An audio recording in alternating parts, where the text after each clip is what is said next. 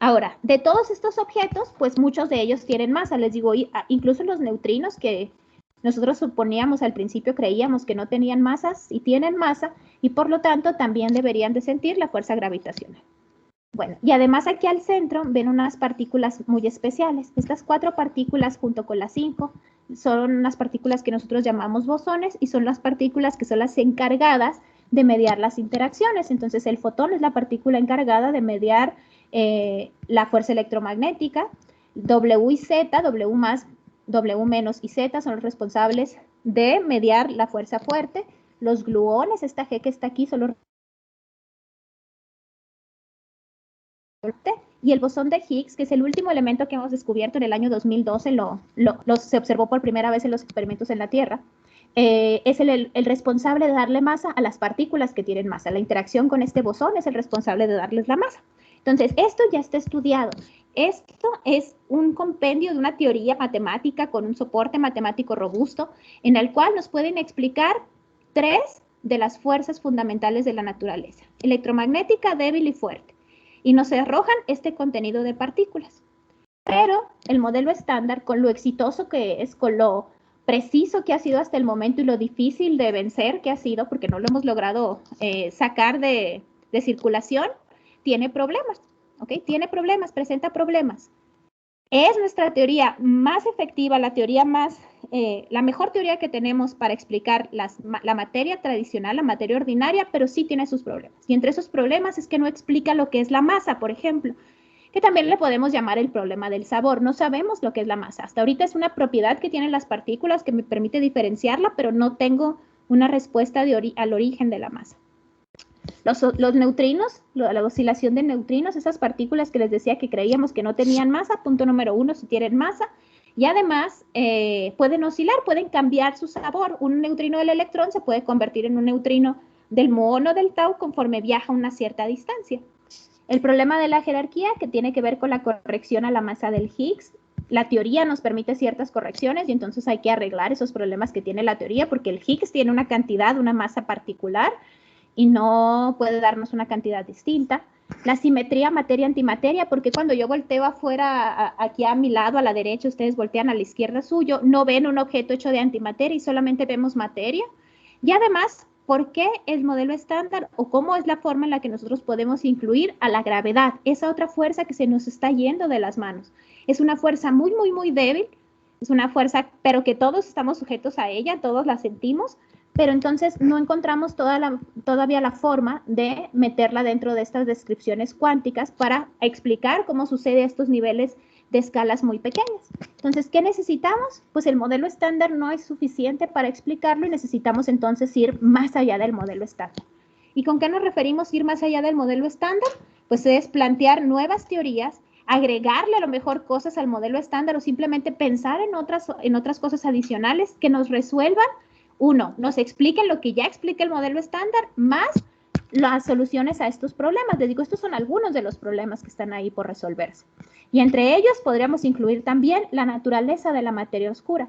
Porque si yo estoy suponiendo que la materia oscura es partícula, pues yo debo de tener un modelo que me explique cómo se llaman esas partículas, qué propiedades tiene, qué forma va a interaccionar con todo lo demás que está a su alrededor, que por lo menos les digo hasta el día de hoy,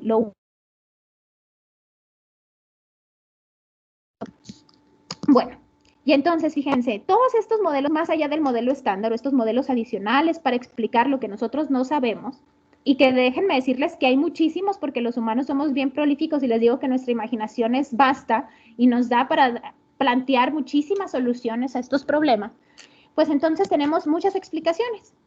Pero entonces, ¿cómo discernir entre cuáles explicaciones son mejores que otras? Bueno, pues tenemos un proceso que se llama método científico para aplicárselo a cada uno de estos modelos y ver qué es lo que ocurre. Entonces, vean aquí esta diapositiva nos dice candidatos y es porque dentro de todos estos modelos adicionales siempre por lo menos vamos a tener una partícula que va a tener características necesarias para ser materia oscura, por ejemplo. Ahora, que sea la partícula la respuesta, eso todavía no lo sabemos. Pero lo que sí podemos decir es qué tan bueno es para poder resolver este problema y entonces nosotros las podemos poner a prueba. Por ejemplo, imagínense, si yo agarro esta partícula llamada acción, le puedo hacer una serie de preguntas, así como si fuera entrevista de trabajo, Preguntarle para ver si cumple con ciertas características y ver entonces si puede ser una explicación para este problema o no. Y algunas de estas preguntas son las siguientes. Fíjense, la primera, este globito que está aquí, vean que son como las manchitas que les enseñaba hace rato. Y tienen que ver con la cantidad de partículas de materia oscura que debe de haber actualmente. Por ejemplo, si su teoría del universo les exige que haya un número determinado de partículas de materia oscura a la fecha, aquí al día 23 de marzo del 2022, para que el universo sea el que estamos observando, pues la teoría que tú estés proponiendo con las partículas que tiene ese modelo tienen que reproducir lo que tú estás viendo allá afuera. Y esa es la primera prueba. Es la cantidad de partículas que yo observo allá afuera, ¿coincide con el número de partículas que va a haber de ese tipo que tú me estás diciendo? Y si coincide, palomita. ¿Sí? Palomita ya está cumpliendo con una de las pruebas. La segunda prueba es preguntarnos si es fría. Disculpen que la diapositiva está en inglés, ¿ok? Entonces, pero la segunda pregunta es, nos preguntamos, ¿es fría? Y pues van a decir, pues saquen el termómetro, ¿verdad? Para revisar, pero no, en realidad no nos estamos refiriendo a temperatura, sino con frío lo que nos estamos refiriendo es a la forma en la que estos objetos se mueven.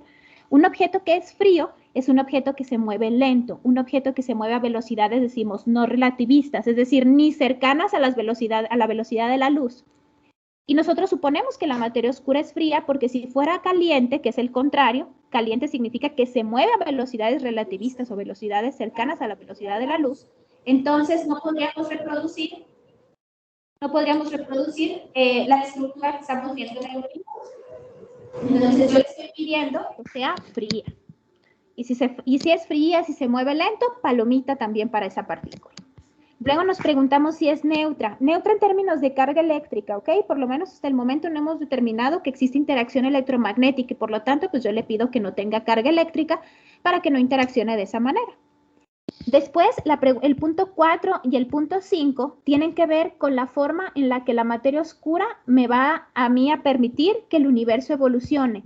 Por ejemplo, esto BBN es Big Bang nucleosíntesis, es el proceso durante la etapa del universo durante la cual se formaron los primeros elementos ligeros. Entonces, si con esta partícula de materia oscura yo puedo reproducir el momento exacto, no altero la forma en la que evolucionó el universo y los elementos más ligeros se formaron en el momento adecuado, palomita. Si las estrellas se formaron de la forma en la que nosotros sabemos que se formaron, la historia de las estrellas y la evolución de las estrellas no es alterada por este tipo de partículas que estamos introduciendo, palomita también. Y así sucesivamente tenemos una serie de más preguntas. Las últimas 5 que están aquí abajo básicamente tienen que ver con un poco, las 6 no. Las 6 tiene que ver con esta explicación de que a la hora de que una materia oscura se encuentre con otra materia oscura, la interacción entre ellas sea de cierto tipo que podemos reproducir, por ejemplo, lo del cúmulo Bala, lo que estamos observando en el cúmulo Bala. Y ahora sí, de las 7 en adelante tenemos este prejuicio de científicos de querer poder observar lo que estamos proponiendo, de querer probar estas teorías y poder decir si son ciertas o no. Y entonces esto que están viendo aquí, básicamente la de podemos probarlo y todas las anteriores tienen que ver con nuestra necesidad de poder, les digo, al final comprobar que lo que yo estoy diciendo es cierto o no, a través de los experimentos, a través de las observaciones. Y entonces los acoplamientos están permitidos, son regiones válidas para mi modelo. La observación de rayos gamma que se producirían a partir de la interacción es la que yo estoy observando. Todas las demás observaciones astronómicas que estoy observando también se pueden reproducir con lo que yo veo. Y si sí se puede, muy bien. ¿Ok? Muy bien. Entonces, vamos a continuar. Bueno, fíjense, entonces, ya hablamos de qué deben de cumplir. Y si se dan cuenta, son algunas preguntas, algunas cosas. Esas son las cosas mínimas que debe de satisfacer un candidato para ser considerado un buen candidato a materia oscura. ¿Ok? Bueno, entonces, fíjense, ahora que ya los tenemos y les digo, y nosotros ya nos pusimos la ardua tarea de querer observarlos, de querer saber de qué están hechas, de ponerles nombres y etiquetas y caracterizarlos y saber qué masa tienen, qué propiedades, cómo interaccionan, pues entonces me tengo que poner manos a la obra para encontrar la forma de poder hacer esto. Y otra vez les digo, hay que usar la imaginación, hay que intentar descubrir la forma adecuada para hacerlo. Y los humanos, pues les digo, somos muy listos y tenemos por lo menos 3 formas de intentar detectar la materia oscura, ¿ok? La primera forma de ellas, pues tiene que ver con la detección directa. Así como de, ¿Cómo sé que mi amigo está aquí conmigo? Pues porque me puede empujar y yo puedo sentir que me empujó, ¿no? Y entonces es por contacto directo, digamos, me puedo dar cuenta que está ahí. Otra es porque, por ejemplo, mi amigo sé que está ahí porque me está gritando, yo lo escucho y entonces aunque no lo vea, lo estoy escuchando y de manera indirecta sé que está ahí. Y esta otra no sé cómo explicarla en la analogía de los amigos, pero no pasa nada. Entonces vamos a platicar de cada una de ellas, ¿ok? Rapidito, vamos primero con la detección directa. Y la detección directa es básicamente lo que les decía, es mi partícula de materia oscura va a llegar y se va a encontrar con este mundo de materia ordinaria y probablemente o no interaccione con ella. Y se interacciona, aunque sea muy débilmente, yo quiero ver algo, que algo le suceda a la materia. Y las cosas que a veces pensamos que le pueden pasar a la materia normal es que se pueda producir a lo mejor algún tipo de luz, como radiación Cherenkov, por ejemplo, o podemos producir vibraciones en los átomos que forman al detector, o podemos generar un aumento de la temperatura, que esta interacción hace que se caliente el detector, o que produzca fonones, o bien que produzca iones, es decir, que me ionice a los átomos que están formando a los detectores. Entonces, y eso sería, por les digo, interacción directa de la materia oscura con la materia ordinaria. El problema aquí, pues hay varios, ¿no? Les digo, sí somos muy listos, sí hemos creado los humanos cosas impresionantes y hasta ahorita, digamos, hemos creado también herramientas para poder detectar de estas formas los aparatos. Y para cada una de estas posibilidades tenemos diferentes tecnologías, ¿ok? Diferentes tecnologías donde además yo sé que hay muchos estudiantes de ingeniería y algunos ingenieros presentes. Imagínense, para todo esto se necesitan ingenieros también. Es un compendio de todo tipo de científicos y de tecnólogos trabajando detrás de estos problemas para poder resolverlos, porque imagínense, descubrir qué es la materia oscura no es solamente un avance cultural y científico, sino que a lo mejor algún día, a lo mejor podría tener hasta implicaciones en la forma en la que nosotros vivimos nuestra vida. Entonces, aquí estamos un poquito limitados con la detección directa en el sentido de que también, pues vivimos en este planeta Tierra y no hay muchas formas de que nos vayamos de aquí, ¿verdad? Eventualmente algún humano puede salir de la Tierra, pero tampoco es que pueda viajar muy lejos. Entonces estamos confinados a este planeta llamado Tierra y entonces pues estamos, digamos, a merced de la cantidad de materia oscura que está a nuestro alrededor. De hecho, nosotros podemos inferir cuánta es y creemos que aquí localmente, en donde nosotros vivimos, llamado sistema solar, tenemos una cantidad de 0.3 gigaelectron, de hecho es 0.4 y actualmente 0.4 gigaelectronvolts por centímetro cúbico, es decir, en cada centímetro cúbico hay 0.4 gigaelectronvolts de materia oscura y además que la materia oscura en la que está a nuestro alrededor está viajando a velocidades promedio, una velocidad promedio de 270 kilómetros por segundo. Y entonces, pues nosotros a partir de esa información podemos inferir cómo son, si llegamos a observar algo en nuestros detectores, las características que va a tener esa partícula.